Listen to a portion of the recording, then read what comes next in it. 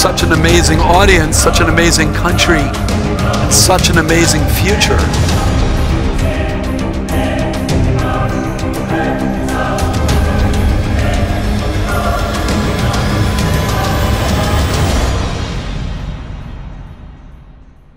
Welcome back from the lunch break, or no, this was not a lunch break, this was just a break. During the lunch break, the queues were long enough, so I could just get a vegetable curry, which was wonderful, with no meat though. Anyway, as a next panel focuses on one topic, which was, in my opinion, the main thing in Mobile World Congress, and this is virtual reality. I'm going to ask on the stage a person, a guy, a man from Estonia who has done films and who started with playing around with virtual reality before Oculus Rift. So Peeter, please come on the stage and invite your whole crew of 5 please on the stage and introduce them themselves. The microphones, please.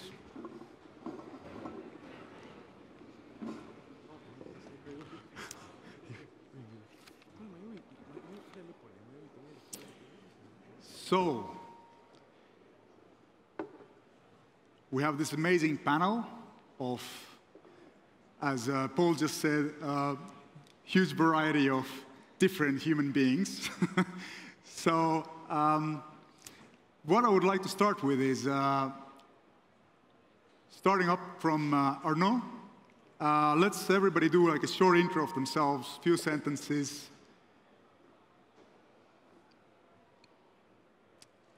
Do the mic work? Does the mic work?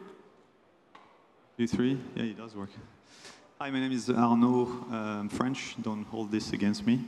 I work for King in London, and I'm in charge of corporate development. So we are very much interested in looking at what we're not doing right now. So that can mean new content. As you know, what we're doing is casual games. One of them you may have heard of, which is called Candy Crush. And sort of the non-casual, it's also platforms, and a new platform like VR is very much interesting for us because we're always looking at new technology. So I'll be one of the skeptics here on the panel. Yeah, and I'm Peeter. I'm Mighty Eagle at Rovio, better known for Angry Birds. So another little game like Candy Crush. So we have few people out there who probably played the game, and more recently, we also made a movie, so I hope that you all seen the movie, or at least will go see it while it's still in theaters, so that's something that you should do. But then we're not really seeing ourselves as a games company. We're really in all areas of entertainment, and you could say that we're in the business of providing Angry Birds branded experiences in all forms and shapes to our fans. And we've done some VR stuff, but nothing major yet, so we'll see when the time is right. Hello, hi. I'm Herman, and I run a technology company in London called Improbable. And our goal is to make it possible to create completely new realities based on gigantic simulations involving thousands of machines. We're obviously very interested in gaming and in VR, but our technology is used in everything from defense to cancer research. Cool, let's try this mic. Hey everybody, my name is Paul Bragiel. I'm an early stage investor based out of Silicon Valley. I've started 6 funds across 4 different continents, have done 186 investments as of this morning. For this panel, what's really relevant is I've actually started the first VR-only fund in the world called Presence Capital. We've done 18 investments, including into this guy. And Tommy, you're next. Hey, thank you. Good handover. So my name is Tommy Palm. I'm a serial entrepreneur in the games industry. 1.5 years ago, I founded Resolution Games with some of my close friends, and since then we're solely focusing on VR. So, wow. Maybe let's give a round of applause. We have some pretty big names here.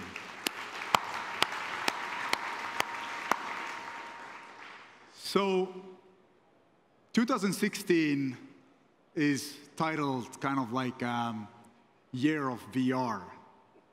And it's I think, you know, we have all these different platforms and headsets launching, including Google Daydream, whatever that will be. And I think that people in the audience also want to know what that means. What that means, the year of VR. Is it going to be mainstream?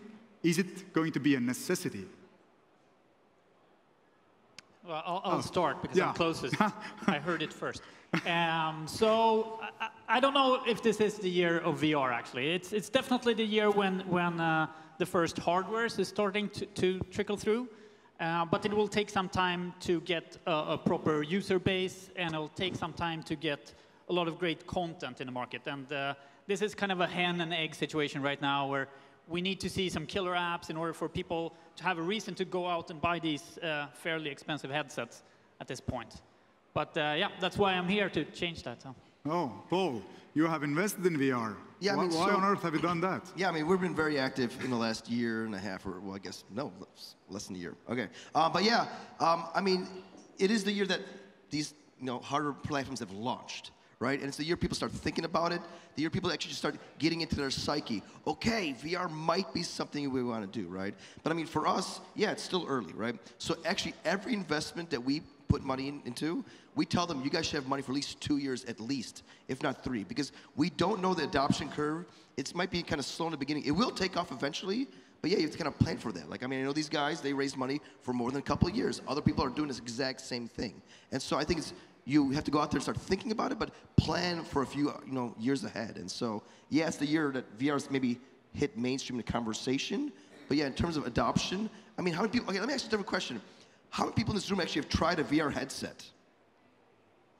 Okay, it's pretty good penetration, right? So now everyone's tried it. You see there's possibilities, but it's going to continue growing, and more people kind of start adopting. So yeah, I think it's the year it's now entering to people's brains, but we'll see really cool things happening over the next couple of years. I see that Peter almost said something. I was just gonna additional question there that okay, how many have tried VR headset more than once? So it's who has tried any of the kind of like higher end VR headsets which are not Google Cardboard? Also pretty good. Please, Herman. So it's interesting. I don't think VR is one technology or one product that needs to get perfected. I think VR is, by definition, an ecosystem. And the questions that need to be answered around it are really manifold. What is VR's halo? What is the killer app? What are the many modalities of use? What will be the right way to distribute content for VR? What's the right way to develop content for VR? These are all questions that haven't been answered yet. I think maybe this is the year where the kind of VR Manhattan project begins, but not necessarily the year it comes to fruition. Yeah, and I think it's one of these like golden rules of venture capital. It's like too early, too late. So timing is like super difficult.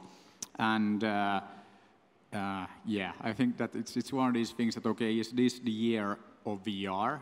I don't know what that actually then like would mean, but I think it's pretty clear that we're not going to see like mainstream adoption of VR like really soon, and it's definitely not going to happen this year. There's going to be like some stuff out there, and okay, people can try VR, but I think that the big question is that when will we get to a point where it's more than a demo, so that okay, you experience once, okay, yeah, it was pretty cool, but are you going to like put on the headset, like many times a day or even every day? Will we create habit?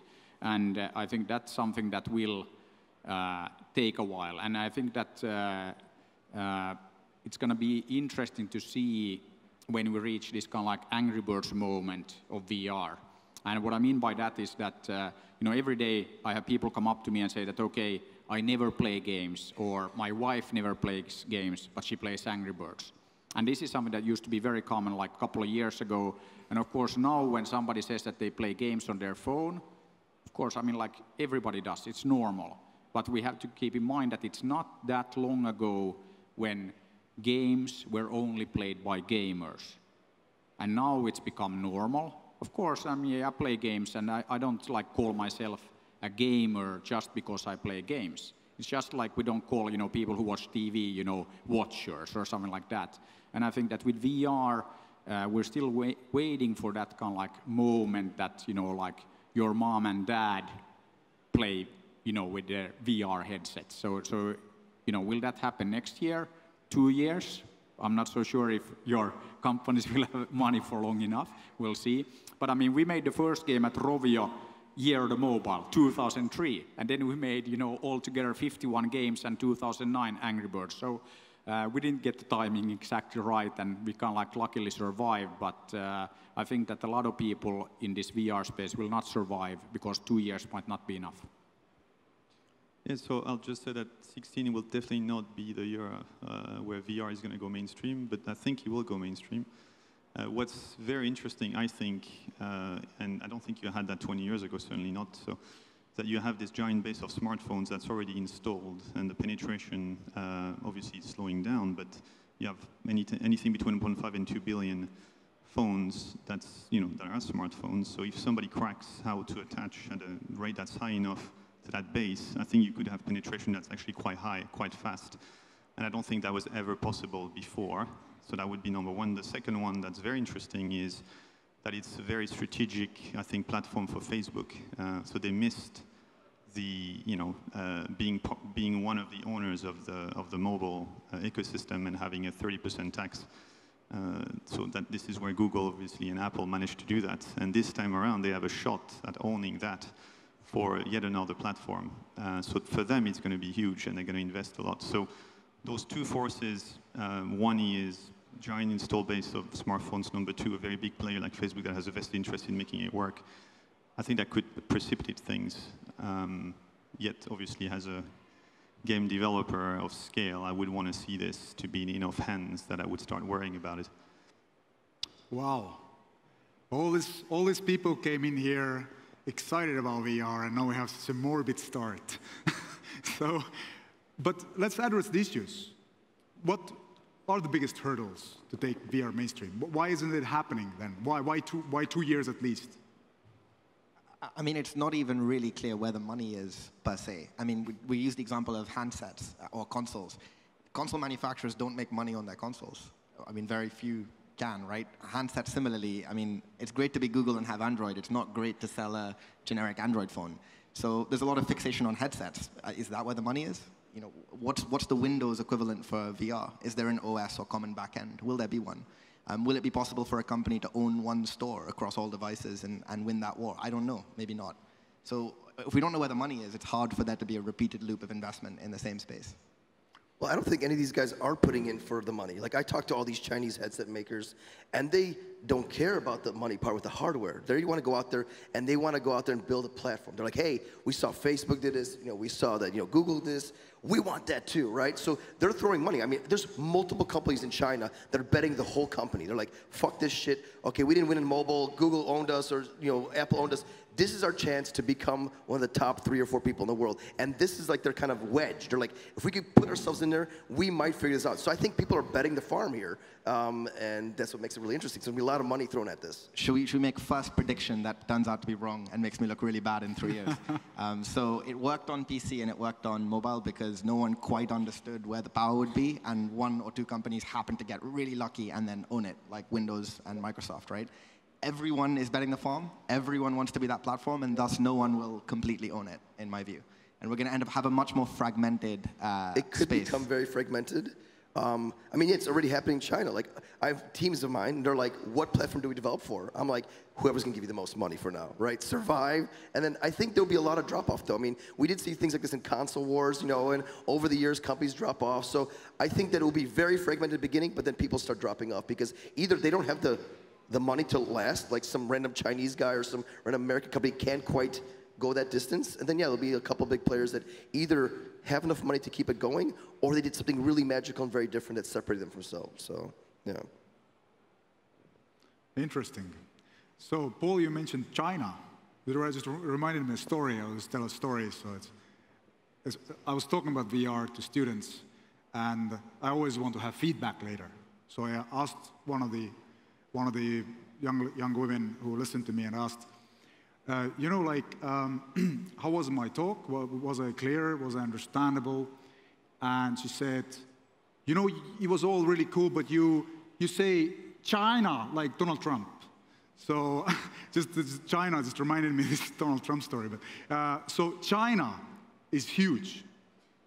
I'd say Asia in general. Like, so, for instance, like, I mean, the amount of money, so there's obviously the United States, we have like Oculus putting a lot of money in, right?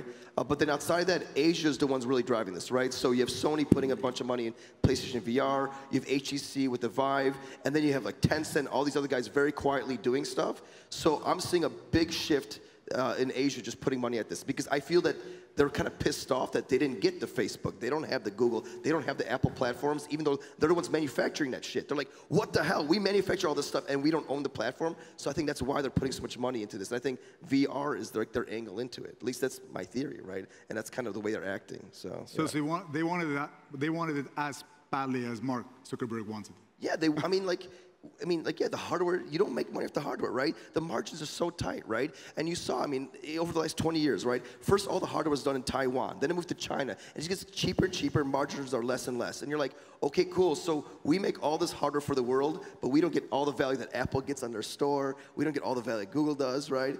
And they're pissed about that. So they're like, okay, we're going to go out to create the platforms. We're going to go out to create a bunch of content.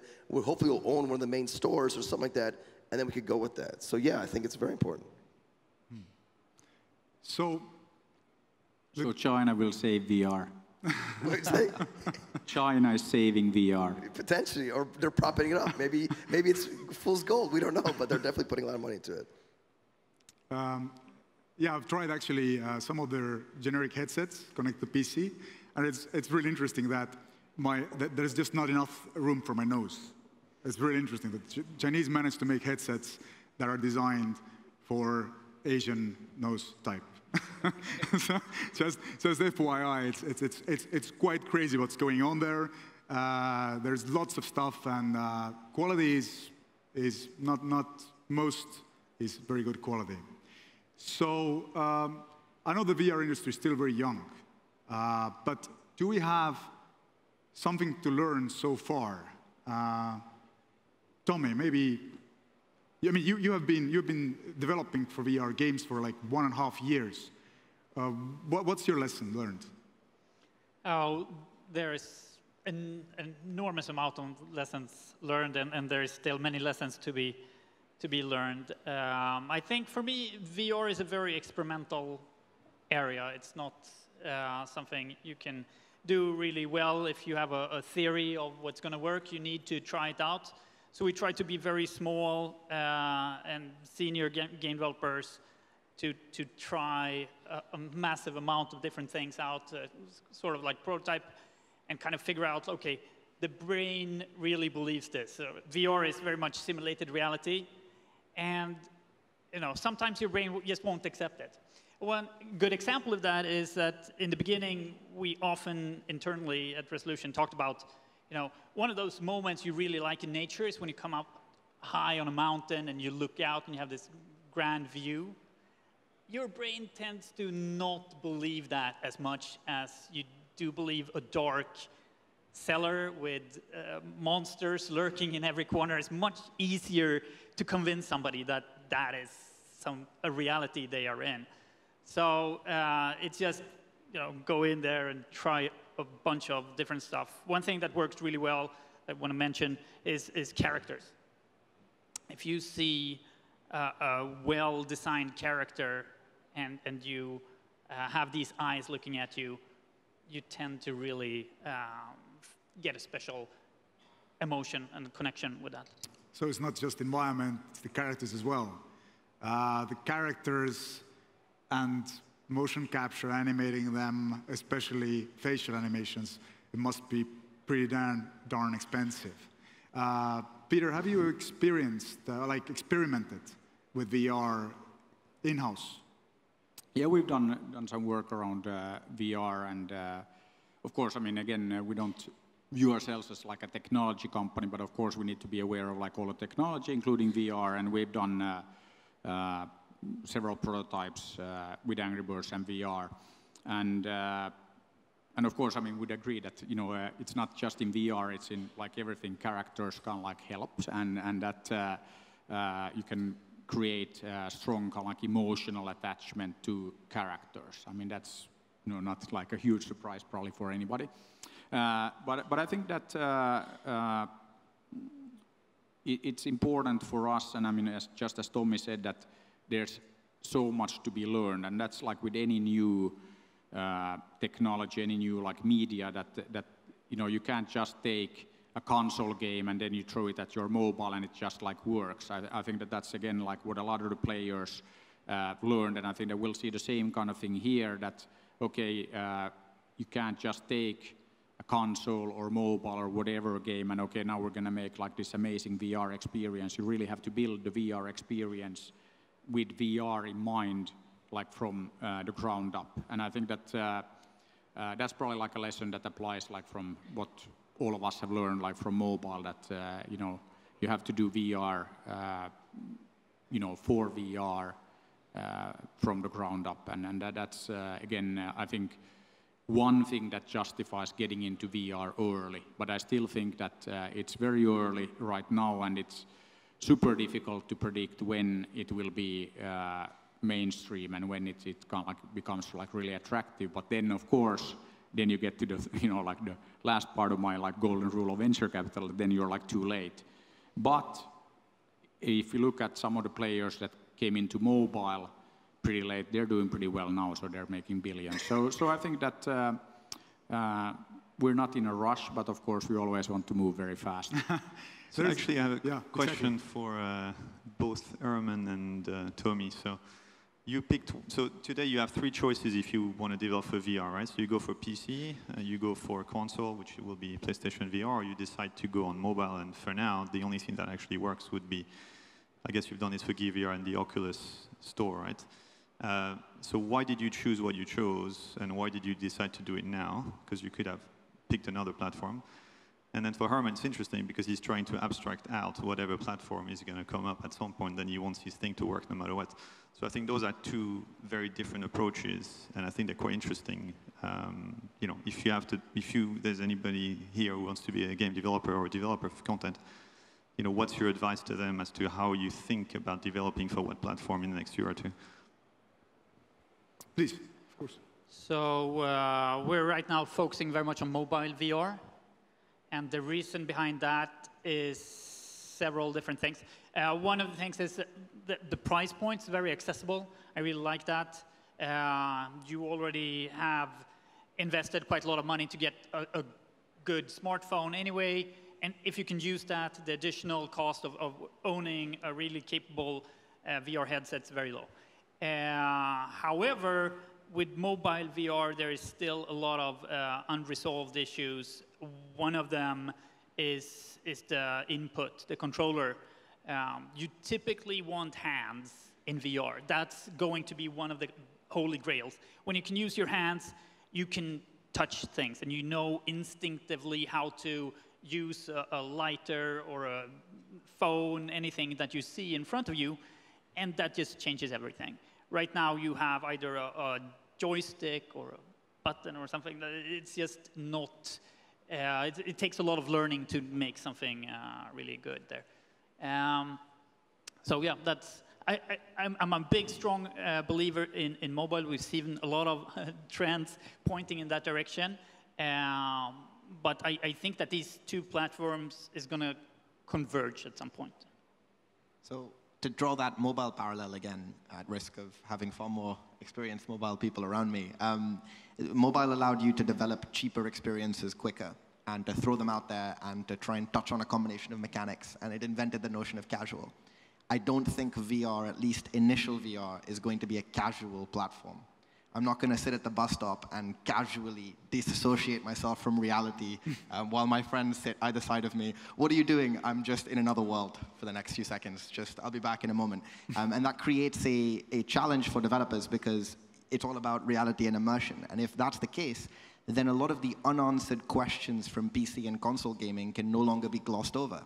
For example, in PC and console gaming, if you screenshot the typical AAA title and highlight the number of objects you can actually interact with, there'll be like 3 in a typical FPS game or something else. That's just not acceptable in VR. When I'm in a VR world, I'm in that world. And as you say, I want to reach out and touch the world. I want to interact with it. So suddenly there's an enormous need for compute power, which just doesn't exist on a device that's trying really hard to render a VR world, which is more expensive and difficult to do than displaying a regular experience. So there are all these interesting challenges that need to be conquered to build a really great VR experience. If I'm a developer, my question is, where am I getting my compute power from? What am I going to make immersive and interactive that wasn't immersive and interactive before? And if I'm not building a casual experience, how do I make something 100 times better, a new genre, a new experience that's not going to force someone to basically play a weaker version of a PC game with a TV strapped to their head? The cloud. Well, there we go. The cloud anyway, so I think that's like one part of the answer to your question, where you're going to get your compute power. And I think that there's a lot of stuff happening in technology. Okay, it's still a few years out, like VR, but I think if you look at like the 5G networks and some of the things that are happening there, bandwidth, not a problem, and then latency also kind of like going away. So I think that there's going to be like new models, so we can like only see in the beginning of you know, the development on that side. But one thing I also I really believe that it's about mobile VR, but it's not about okay that you can like kind of sit at the bus stop and you know like put on your VR headset. But I mean it's the same thing that where do people play mobile games? In their house. So, you know, like and actually the right answer is that like where they spend most of their time. And of course it depends on the person, but it's not like you always play mobile games when you're like roaming about and you're sitting at the bus stop and whatever. I mean, you can be sitting like wherever. I could play games now. But the thing is that I think that it's also because of simplicity. So your mobile phone, very easy to carry around. You don't need like a lot of cables, except I'm like charging mine right now. So battery, of course, problem. But I think that it's the same thing that has kind of like made mobile gaming so massive is that it's everybody, or okay, soon everybody will have a smartphone. And guess what? That smartphone, it's a new phone like pretty much every year or every other year. So the hardware cycles very short, so you get more and more capable devices, and that just means that you know, okay, the input totally agree, but again that will also be helped by kind of like the hardware cycles, and we see interesting things from you know, various players there. And okay, the Google like Daydream stuff, you're following what's happening on that side. I think it's super interesting, and I just think that things will happen much faster on mobile. And actually, how many people here have actually installed like HTC Vive stuff in your own like home? Anybody? It's hard. and it's like, then I just say like, good luck with that. So, you know, like the thing is that it's not for normal people necessarily. Well, so with that said, I think we're gonna see a parallel to what we saw in, let's say, in the arcades in the 1980s.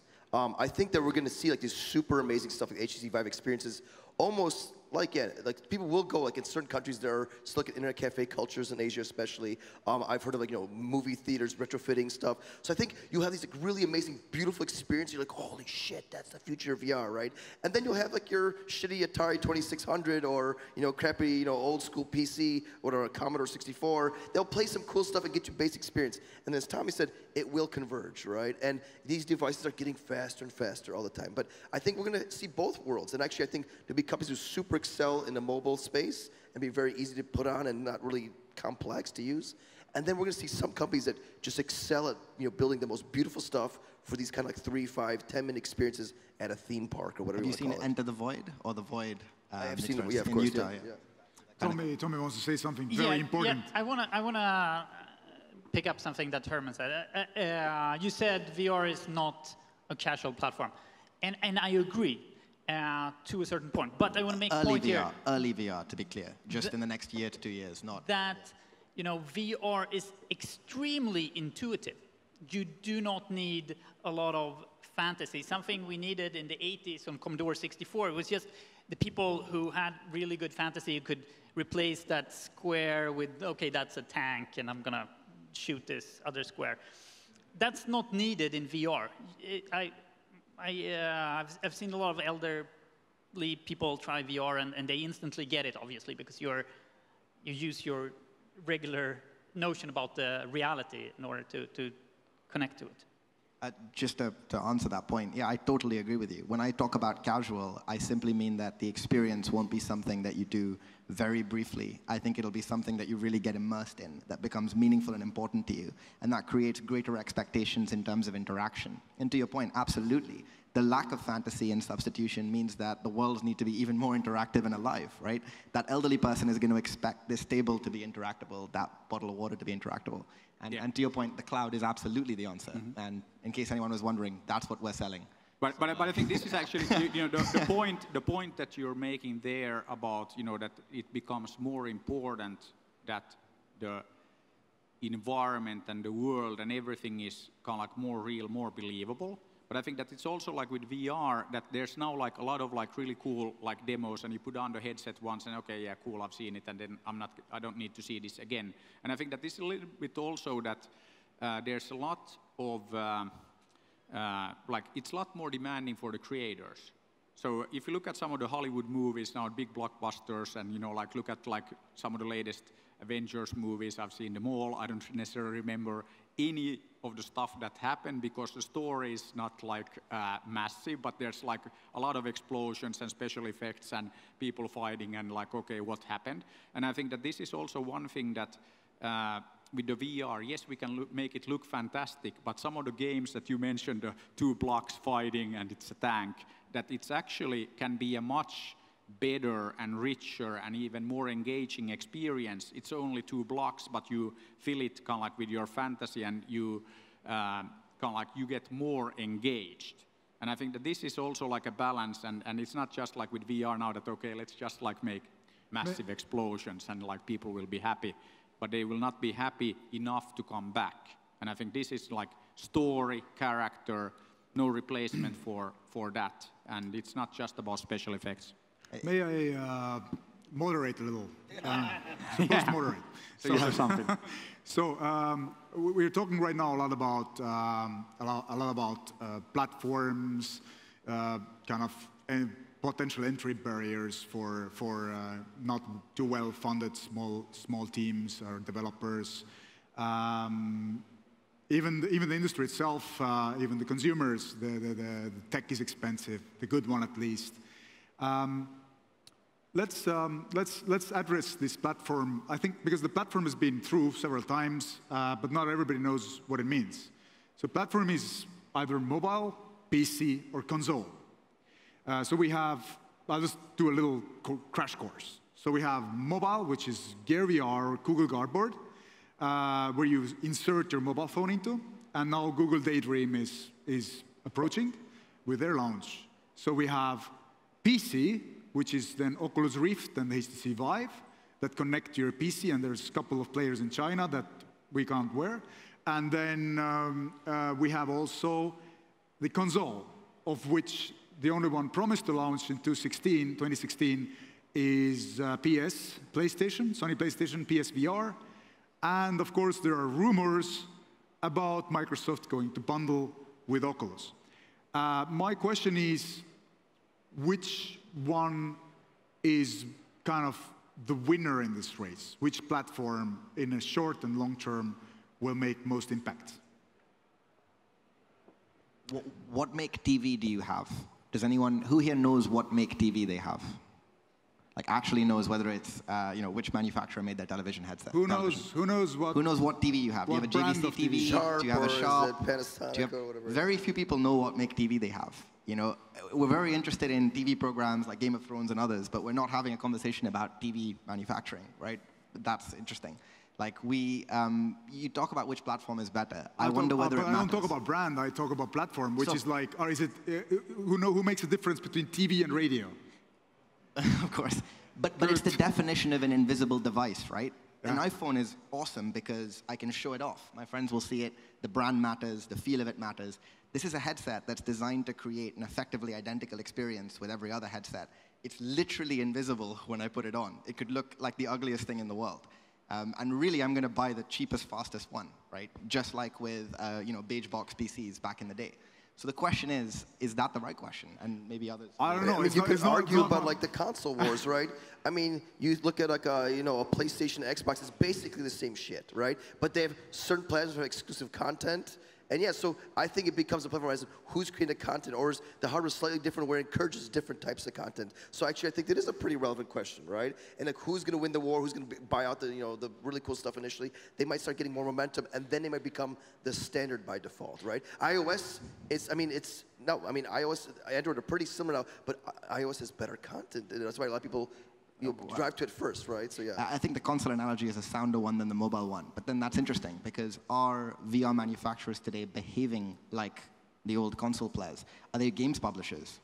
They don't seem to be. Are they funding huge amounts of content? They are funding a shit ton of content. But if you go talk to Oculus and look at how they behaved in the last couple of years, I mean, now they're starting to fund content. But the other question is, will they get away with exclusives in the same way? I mean, would you agree to complete exclusive content on one platform today? If someone told you, you have to build for Oculus, we'll pay for development, but you have to build for Oculus, would you do it? I think a lot of the value comes in owning your own IP, so that we raised a lot of money so we wouldn't have to be stuck. I think the console manufacturers are doing themselves not a very smart thing, having content exclusively. You want to grow the world of gamers and have them be able to talk about. That's one of the reasons why King has been so successful, having these cross-platform games that makes for a good dinner conversation. It's not fun to speak about the game that only Paul can play on his...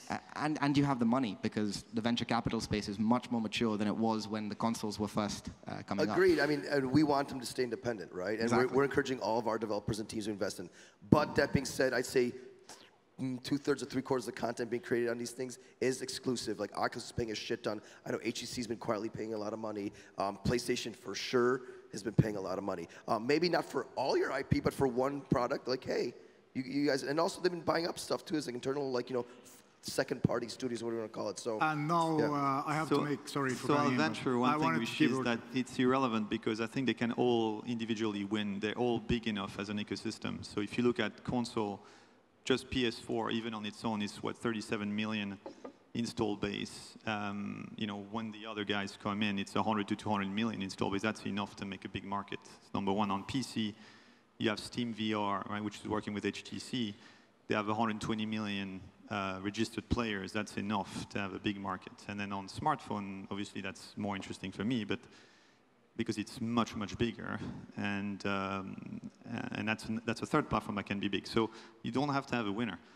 And then, so the kicker is, I think, Tommy, you mentioned that, is that they might actually converge technically at some point. So that's the risk they're taking, is that if, and Google is starting to do interesting stuff with Daydream, if they manage, which I think is still it's probably 5 years away, but if they manage to have the same performance with a wireless device that you already own, and all you need to invest into is sort of a cradle, versus having to have massive gear and wires everywhere and light touch stations, then obviously the easiest form factor is going to win, and then all those years could be irrelevant.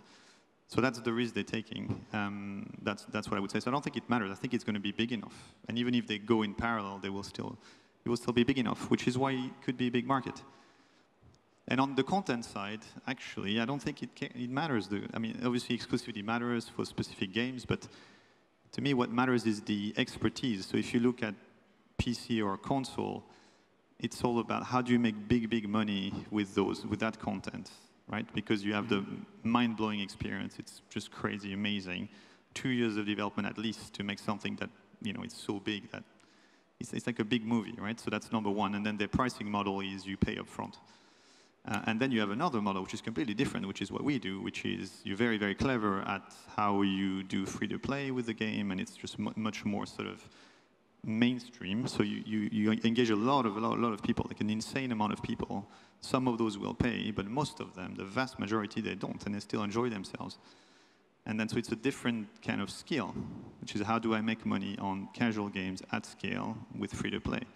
Again, there's not one competing with the other. I think they can both win in their own ecosystem. But let's take the topic slightly to another direction. Because we've spoken about platforms, we've spoken about the hurdles. We've also spoken lots about games. And I see that there are lots of people, most are connected to games one way or another.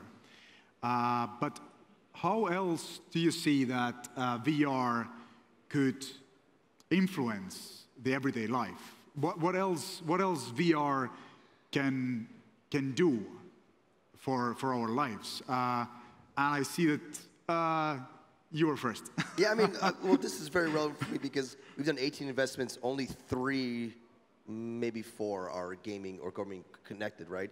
The rest are like, we have some industrial use cases, right? So we have a simulator for kind of medical surgery, for dental stuff, right? We have one that's going out there and helping people do training, right? Education stuff, right? We have, well, some of it's AR stuff related too, where you go out there and you put it into enterprise and it helps with, people go out there and like, imagining a space better, right? We're seeing real estate applications. So we're seeing tons of other non-gaming stuff. So actually our thesis as a fund is, okay, we think gaming's cool, but gaming is also very hit-driven based.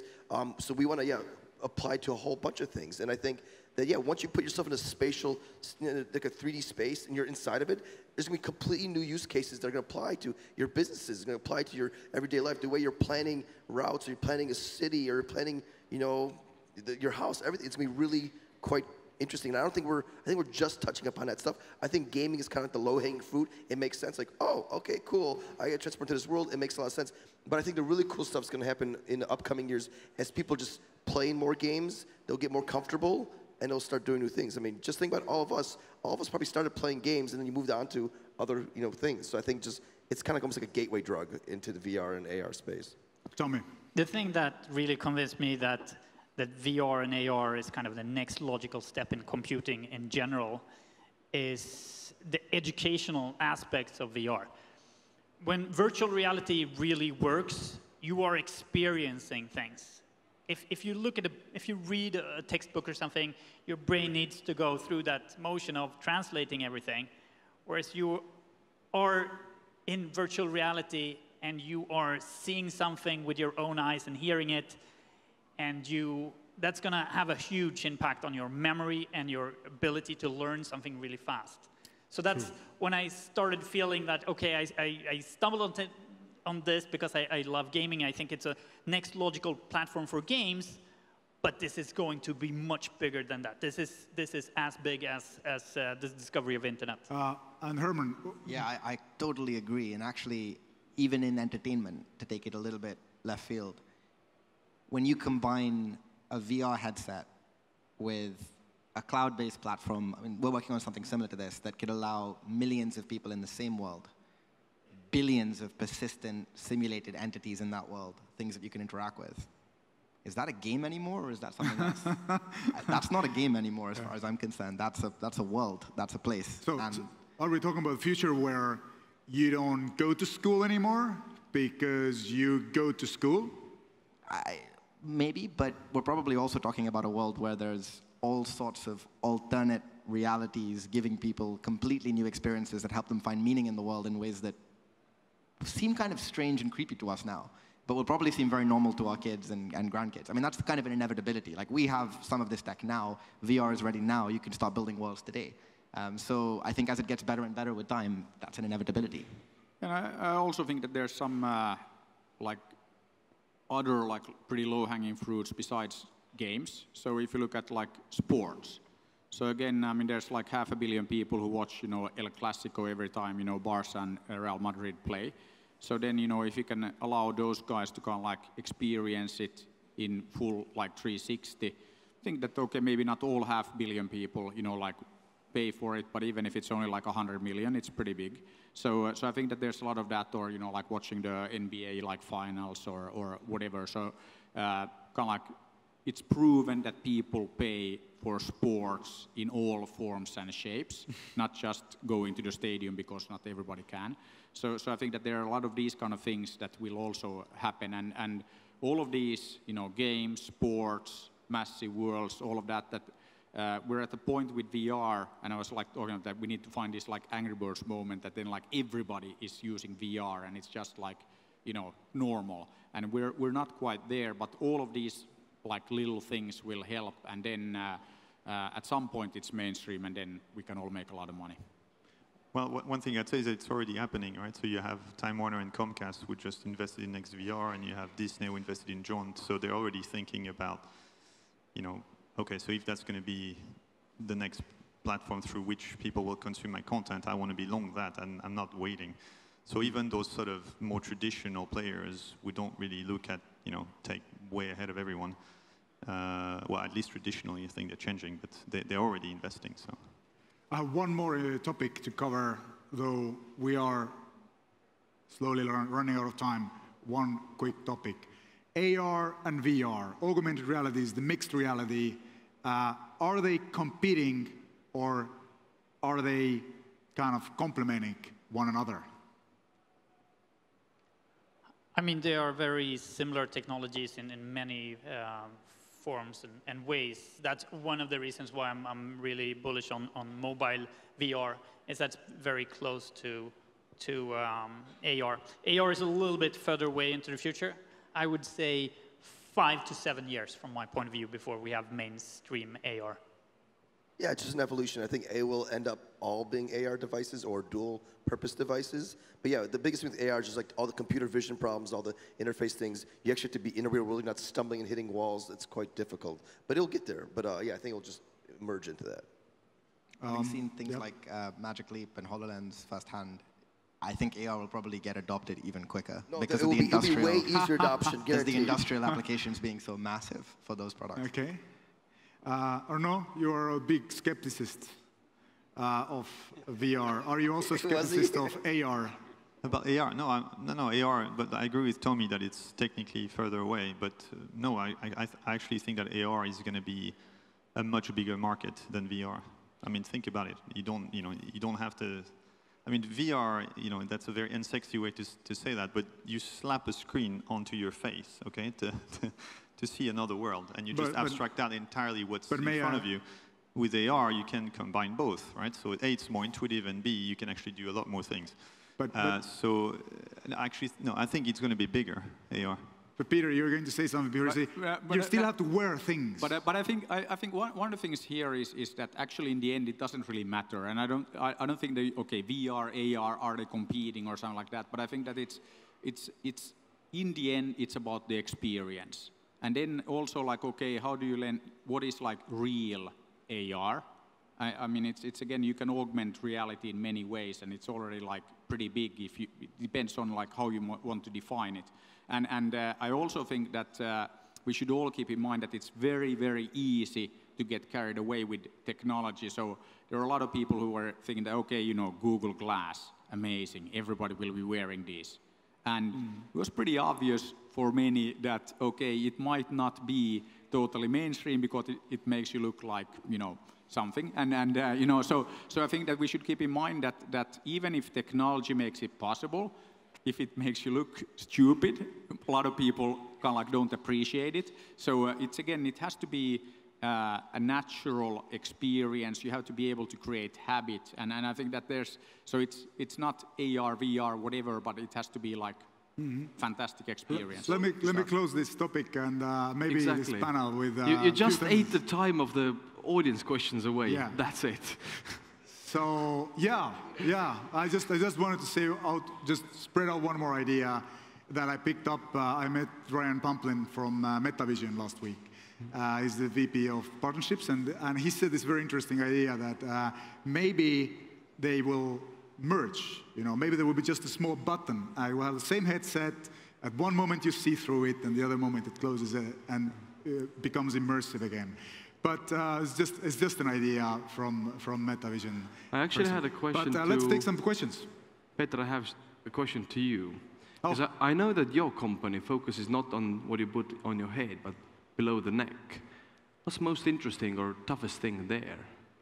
Well, Criffin does motion capture, sensor-based motion capture. So what we do is, in the context of VR, which this panel is about, we give you body presence inside virtual reality, and we also give you locomotion, which is a whole different story. So you can move around, jump, run, crawl, name it, and still being safely in a safe area or spot. And we're targeting completely like industrial and military applications. But yeah, you can use it anywhere really. Pretty much. Thank you very much. Give them a big